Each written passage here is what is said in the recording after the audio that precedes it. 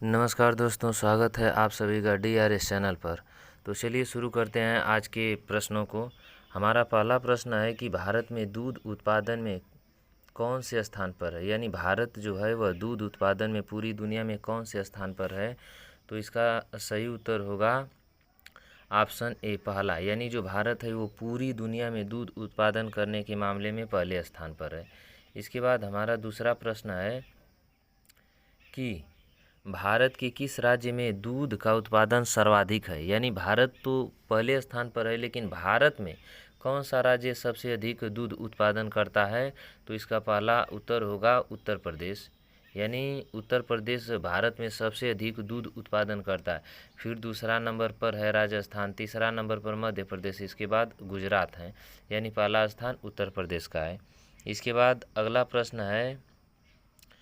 प्रश्न है कि भारत में सबसे अधिक हल्दी किस राज्य में उगाया जाता है, यानी हल्दी किस राज्य में सबसे अधिक उगाई जाती है। तो इसका सही उत्तर होगा हमारा महाराष्ट्र। महाराष्ट्र में हल्दी का उत्पादन सबसे अधिक होता है।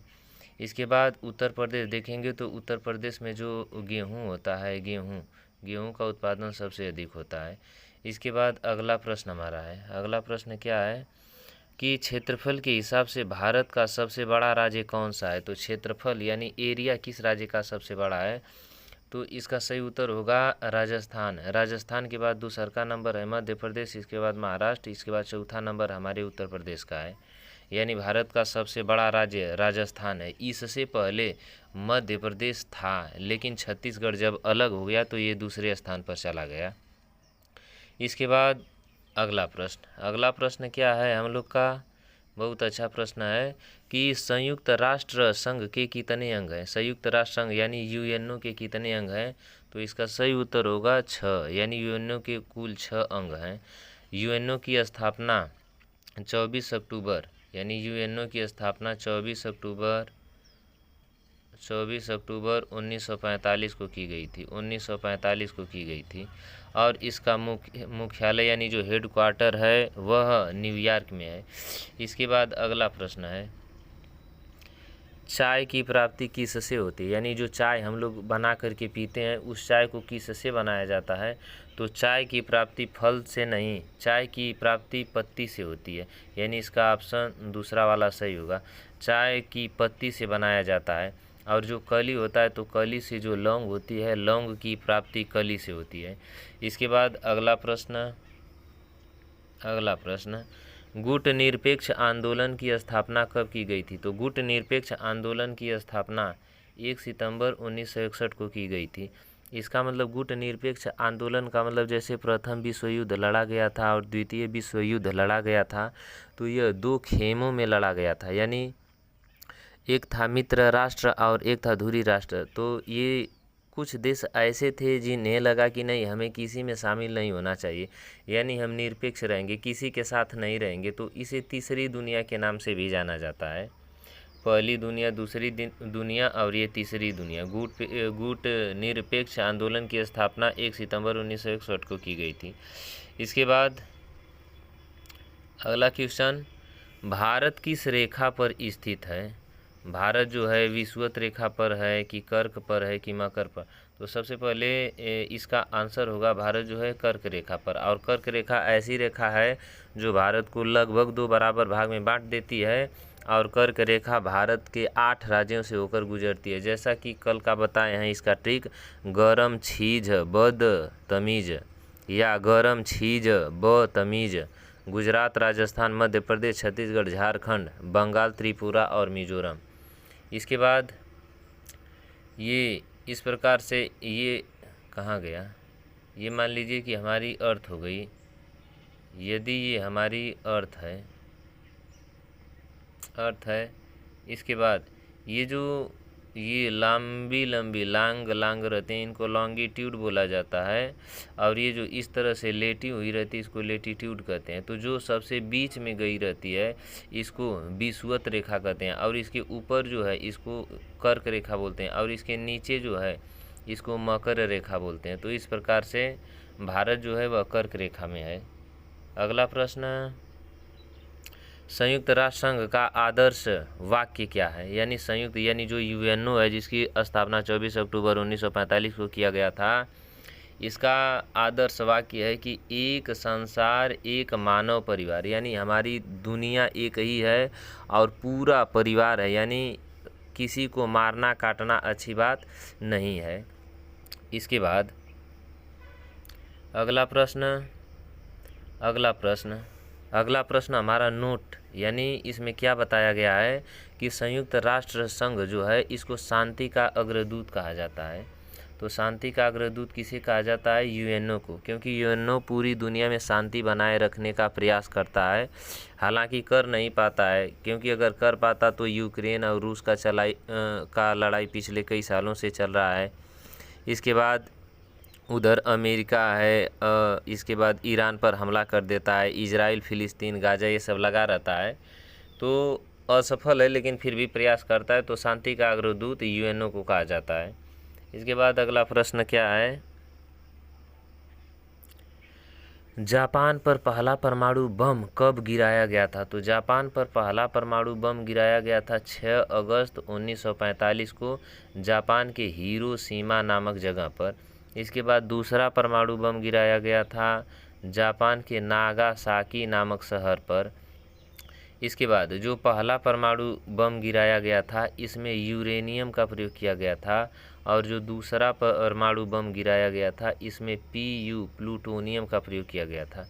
इसके बाद ये भी प्रश्न पूछता है कि जो पहला परमाणु बम था ये बॉय था, तो इसका नाम था लिटिल बॉय, छोटा था, और जो दूसरा परमाणु बम था ये फैट तनी मोटा हो गया, तो इसका नाम था फैट मैन।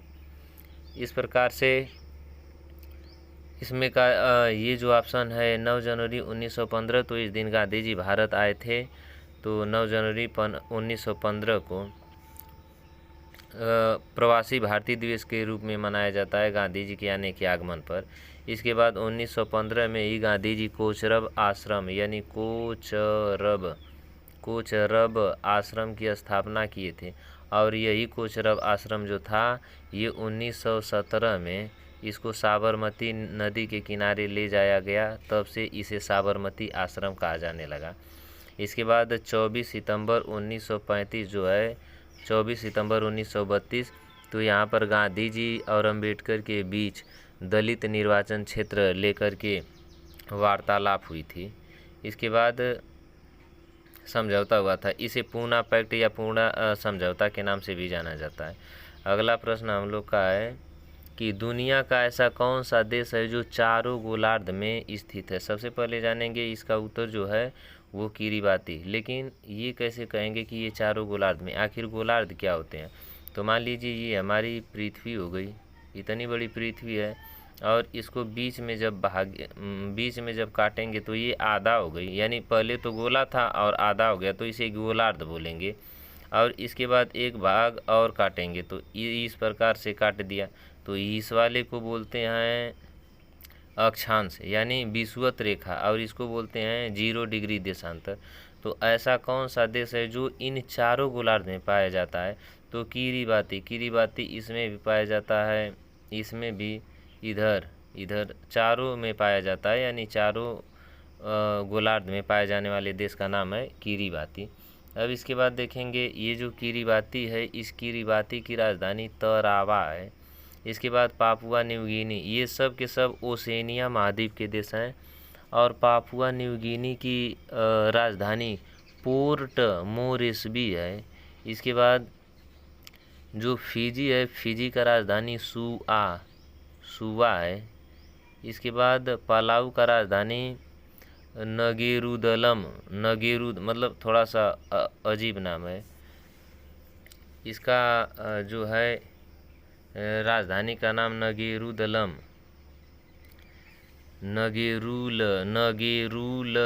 या नगेरुलमुद, तो इसका सही नाम हम लिख दे रहे हैं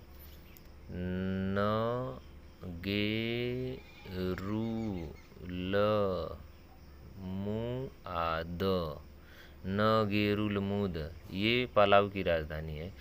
इसके बाद अगला प्रश्न क्या है कि किस महाद्वीप का क्षेत्रफल मौसम के अनुसार बदलता रहता है? यानी ऐसा कौन सा दुनिया का महाद्वीप है जिसका क्षेत्रफल बढ़ जाता है कभी घट जाता है?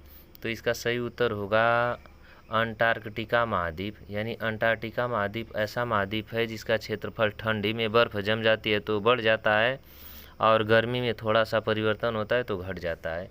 इसके बाद अब देखेंगे ये जो एशिया है, एशिया महाद्वीप की सबसे ऊंची चोटी का नाम है माउंट एवरेस्ट। इसके बाद अफ्रीका महाद्वीप की सबसे ऊंची चोटी का नाम है किलिमंजारो। अंटार्कटिका महाद्वीप की सबसे ऊंची चोटी का नाम है माउंट विंसन मैसिव। इसके बाद यूरोप महाद्वीप की सबसे ऊंची चोटी का नाम है एल्ब्रस, माउंट एल्ब्रस, जो कि रूस में स्थित है। इसके बाद क्या है? इसके बाद क्या है? उत्तरी अमेरिका। यानी उत्तरी अमेरिका की अगर बात किया जाएगा तो उत्तरी अमेरिका की जो सबसे ऊंची चोटी है इसका नाम है डेनाली रेंज या माउंट मैकिनले। यानी इसको डेनाली रेंज कहिए या माउंट मैकिनले कहिए। इसके बाद दक्षिण अमेरिका। दक्षिण अमेरिका की सबसे ऊंची चोटी है उसका नाम है माउंट एकांकागुआ। इसके बाद जो कि सबसे अलग महाद्वीप है जिसको ओशिनिया महाद्वीप कहते हैं या ऑस्ट्रेलिया महाद्वीप, तो ओशिनिया महाद्वीप की सबसे ऊंची चोटी का नाम है पूनक जया या इसे माउंट कार्स्टेंज या जया पीक के नाम से भी जाना जाता है। तो माउंट कार्स्टेंज या जया पीक के नाम से किसे जाना जाता है? तो ओशिनिया महाद्वीप की जो सबसे ऊंची चोटी है उसे। इसके बाद एक हमारा देश है ऑस्ट्रेलिया। यानी ऑस्ट्रेलिया, कभी कभी इसको ऑस्ट्रेलिया महाद्वीप भी बोल देते हैं। तो ऑस्ट्रेलिया महाद्वीप की सबसे ऊंची चोटी का नाम है माउंट कोसियुस्को। तो इस प्रकार से हम सातों महाद्वीप की सबसे ऊंची चोटियों के नाम बता दिए हैं। इसके बाद अगला प्रश्न है कि भारत के नेताओं का वरीयता क्रम क्या है? यानी भारत में कौन सा नेता सबसे बड़ा होता है, उसे छोटा कौन होता है? तो सबसे बड़ा जो होता है वो भारत का राष्ट्रपति यानी पहला नागरिक। इसके बाद पहला क्रम इनका है। भारत की उपराष्ट्रपति यानी एक पद छोटा। इसके बाद थर्ड नंबर पर आते हैं प्रधानमंत्री। हालांकि वर्चस्व भले प्रधानमंत्री का अधिक रहता है लेकिन तीसरा क्रम आता है। इसके बाद जितने भी राज्य हैं सब राज्यों के राज्यपाल आते हैं। इसके बाद फिर आ जाएंगे पूर्व राष्ट्रपति, जीवित रहने चाहिए, अगर जीवित नहीं रहेंगे तो कहाँ से आएंगे। तो इस प्रकार से सबसे पहले भारत के राष्ट्रपति, फिर भारत के उपराष्ट्रपति, फिर प्रधानमंत्री, फिर राज्यों के राज्यपाल, इसके बाद पूर्व राष्ट्रपति। इसके बाद कौन आएंगे? तो इसके बाद आने वाले हैं उप प्रधानमंत्री। इसके बाद भारत के मुख्य न्यायाधीश और लोकसभा के अध्यक्ष, संघ के कैबिनेट मंत्री और अपने अपने राज्यों के मुख्यमंत्री। हालांकि 1 2 3 4 दिया है लेकिन 5 के बाद ये होगा 6 होगा, ये 7 8, तो इस प्रकार से क्रम बढ़ता चला जाएगा। इसके बाद अगला क्वेश्चन, पूर्वी घाट की सबसे ऊंची चोटी का नाम है। यानी सबसे पहले जानेंगे पूरब किधर है, तो ये हमारा हिंदुस्तान हो गया। तो ये अगर भारत है तो ये भारत का बीचों बीच हो गया, इधर पूरब हो गया, इधर पश्चिम हो गया। तो ये हमारा पूरब है, ये पूरब है, ये पूर्व हो गया। तो पूर्व की सबसे ऊंची चोटी देखेंगे तो जो आंध्र प्रदेश है ये पूरब में ही है। इसके बाद केरल तो पश्चिम में है, उत्तराखंड तो ऊपर आ गया।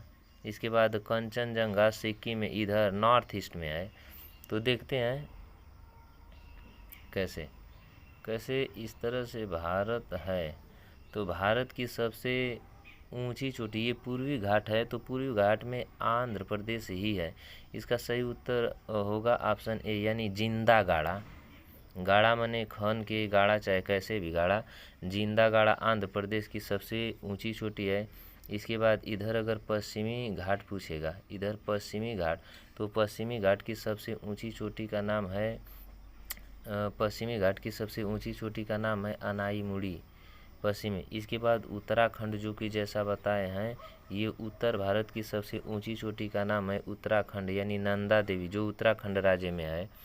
इसके बाद इसका ऊंचाई भी दिया गया है। और इसके बाद कंचनजंगा यानी पूछ देता है कि नॉर्थ ईस्ट की सबसे ऊंची चोटी है उसका क्या नाम है, तो नॉर्थ ईस्ट में यानी पूर्वोत्तर भारत में कंचनजंगा जो कि सिक्किम यानी भारत तथा नेपाल के बॉर्डर पर है, और ये जो उत्तराखंड वाला है ये चीन तथा भारत के बॉर्डर पर है। इसके बाद अगला प्रश्न, तो इस प्रकार से अगला प्रश्न नहीं है, यही हमारा रहा अगला प्रश्न, और उम्मीद करते हैं समझ में आया होगा। इसको और भी अच्छे से एक्सप्लेन किया जाएगा, और तब तक इसको रिवाइज करते रहिए, पढ़ते रहिए, और फिर मिलेंगे अगले वाले वीडियो में। तब तक के लिए जय हिंद।